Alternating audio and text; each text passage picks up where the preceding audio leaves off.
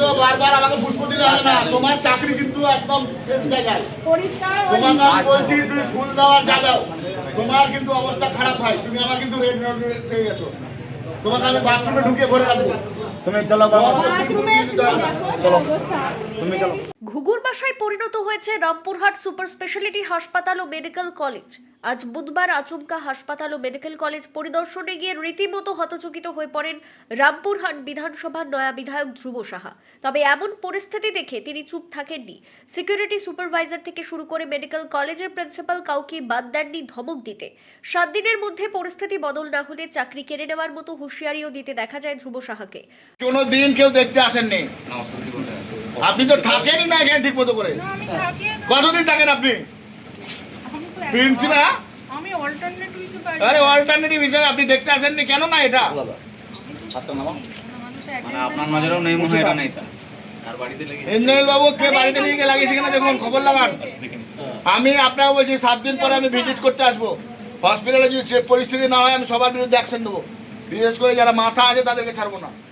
ধ্রুব সাহা যে অবান্তর কোনো রকম কথাবার্তা বলছেন এমন নয়, কেননা হাসপাতাল পরিদর্শনে যখন বিধায়ক ধ্রুব সাহা, বিজেপির বীরভূম সাংগঠনিক জেলার জেলা সভাপতি উদয় শঙ্কর ব্যানার্জি সহ অন্যান্যরা সারপ্রাইজ ভিজিটে যান, তখন দেখা যায় বাথরুমের অবস্থা আলকাতরার মতো। হাসপাতালের রুমের চারিদিকে জঙ্গলের মতো ঝুলছে ঝুল। স্বাভাবিকভাবেই এসব দেখে নিজেকে স্থির রাখতে পারেননি নবনির্বাচিত বিধায়ক ধ্রুব সাহা। কাজ করছে, এটা কি একদিনের? এটা একদিনের? এটা একদিনের? প্রিন্সিপাল ম্যাডাম আপনি দেখেন, এমএসডি সাহেব আপনারা দেখেন, আসেন কোনোদিন? জীবনে প্রথম আসেন দায়িত্ব নেওয়ার পরে। আমি তো এমএলএ শপথ এখনো নেইনি, আমি ভিজিট করলাম। আপনি এমএসডিপি কতদিন হয়েছে? আমি এখানকারই ডাক্তার। ডাক্তার তো এই জন্য আপনি কি ব্যবস্থা করেছেন এমএসডিপি হওয়ার পরে? ওই টাইলস গুলো ছেড়ে পড়ে যাচ্ছে, পেশেন্ট গুলোর উপরে পড়লে কি অবস্থা হয়? ডব্লিউএমএসএল দেখে। না তাদেরকে আপনি চিঠি করেছেন? হ্যাঁ করেছি। আমার চিঠির কপি দেন, দেখে বুঝতে হবে। চিঠির কপি দেন, কাকে চিঠি করেছেন? এই যে এইগুলোর জন্য যে করছে না এজেন্সির এরা করছে না, তার জন্য চিঠি করেছেন? এগুলো কার কাজ? এগুলো ঠিক আছে দেখছি। মানুষ কিন্তু আমাদেরকে ম্যান্ডেট দিয়েছে হসপিটালে ভালো পরিষেবা পাবে বলে।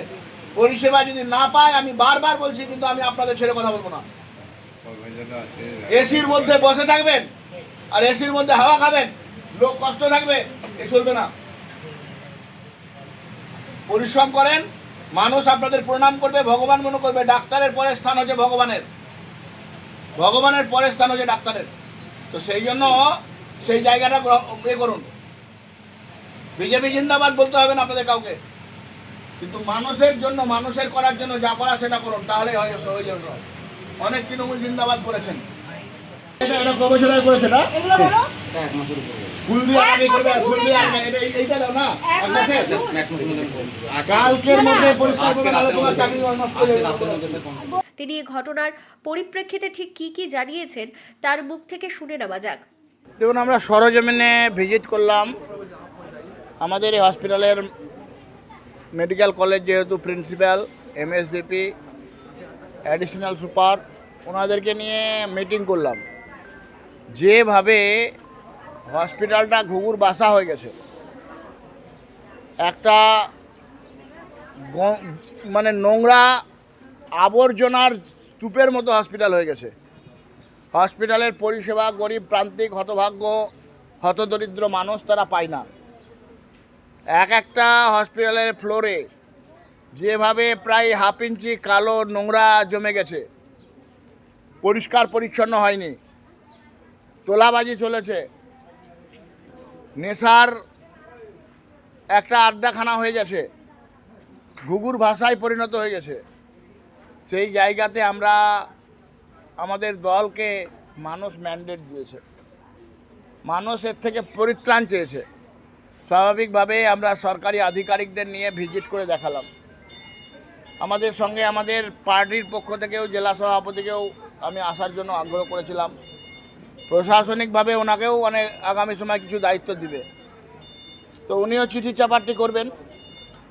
আমি বিধায়ক হিসাবে এখনও শপথ গ্রহণ করিনি, কিন্তু মানুষের কাছে আমি শপথ নিয়েছি, আপনাদের মুক্তি দেব, পরিত্রাণ দেব। মানুষের কাছে আমি কথা দিয়ে এসেছি যে আপনাদেরকে এই রামপুরহাটকে বিকশিত রামপুরহাট করব। সুতরাং যা হয়েছে সেটা আর হবে না, যা চলেছে সেটা আর চলবে না। যেভাবে অনৈতিকভাবে এই হসপিটালটাকে তোলাবাজের একটা জায়গা করেছিল, সে আপনাদের মোটরসাইকেল সাইকেল স্ট্যান্ড থেকে আরম্ভ করে প্রিপেড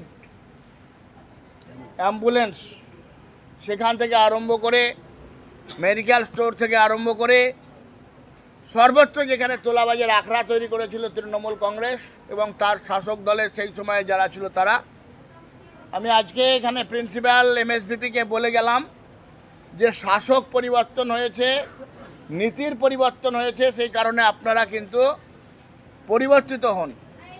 আমি আগামী 7 দিনের পরে আবার এখানে আসব।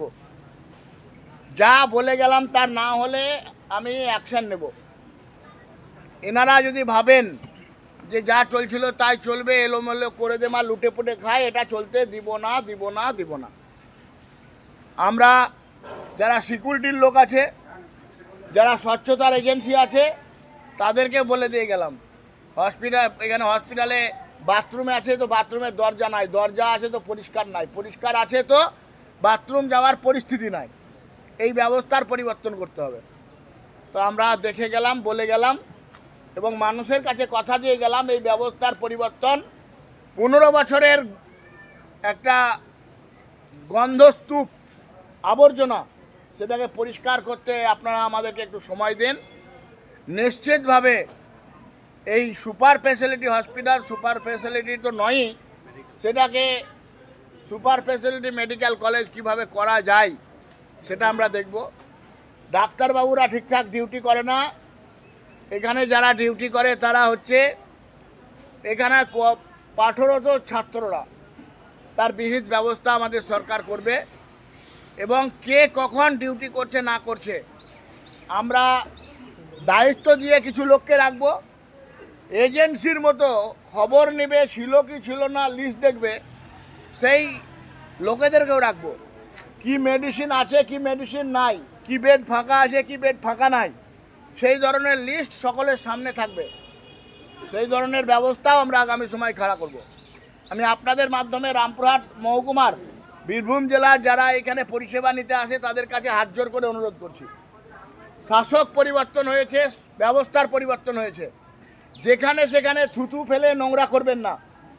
যদি থুতু ফেলে নোংরা করেন, যে করবেন সে আমার দলের যদি কোনো মাতব্বর নেতা হয় তাকেও ছাড়া হবে না, পাবলিককেও ছাড়া হবে না।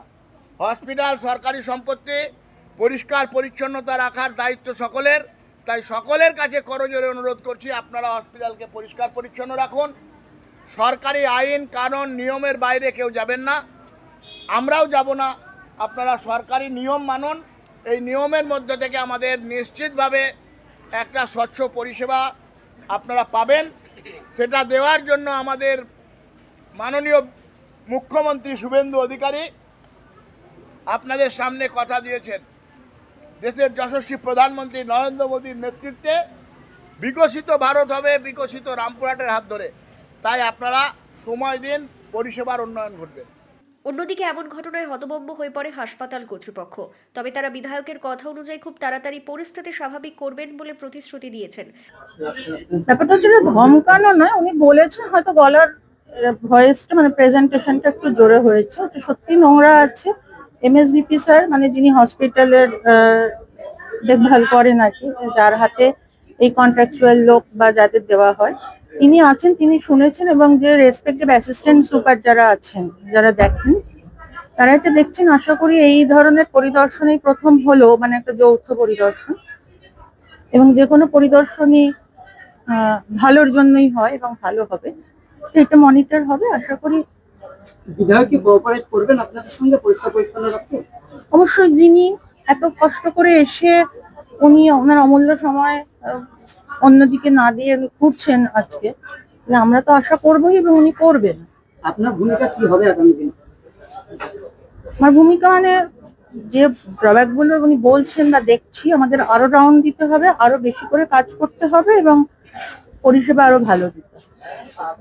দেখার বিষয় নবনির্বাচিত বিধায়ক ধ্রুব সাহা ও বিজেপির প্রতিনিধিদের এমন ভিজিটে রামপুরহাট সুপার স্পেশালিটি হাসপাতাল ও মেডিকেল কলেজ কতদিনের মধ্যে স্বাভাবিক পরিস্থিতিতে ফিরে আসে।